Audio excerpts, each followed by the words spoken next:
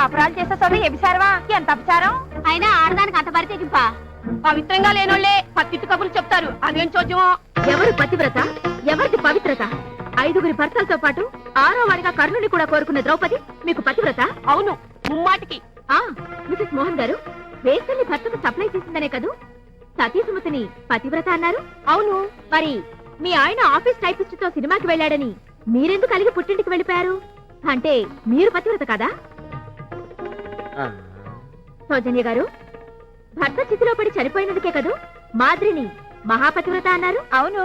కానీ మీ ఆయన పోయినప్పుడు మీరు పోలేదు సరికదా? రంగు చీరల్లోనే రఫ్ఫాడిస్తున్న మీరు పతివ్రత ఎలా అవుతారు? ఇలా మీరే పతివ్రతలు కానప్పుడు నన్ను వేలు పెట్టి చూపే హక్కు మీకెక్కడదండి? మంచి పతి దొరకాలని వ్రతం చేసుకునే ప్రతి ఆడపిల్ల పతివ్రతే. ఆ పతి తన పరపతి కాపాడకుండా ప్రవర్తించున్నాడు. తిరగబడే ప్రతి సతి పతివ్రతే. సో ఇప్పుడు నా వైపు సంధించిన మీ వేళ్లు అటుకులు పెట్టండి. అతన్ని ప్రశ్నించండి, నీ పెళ్ళం నీ పక్కన బళ్ళంగా ఎందుకైందని. శభాష్, ఇక నీకు నో ప్రాబ్లం. ఆడదంటే ఆడేది కాదని, మగవాడంటే పగవాడు కాడని అతనికి తెలియ చెప్పాలని శతవిధాలా పోరాడాను. ఓడిపోయాను. ఇప్పుడు గెలవబోతున్నాను. దయచేసి నన్ను అర్థం చేసుకోండి.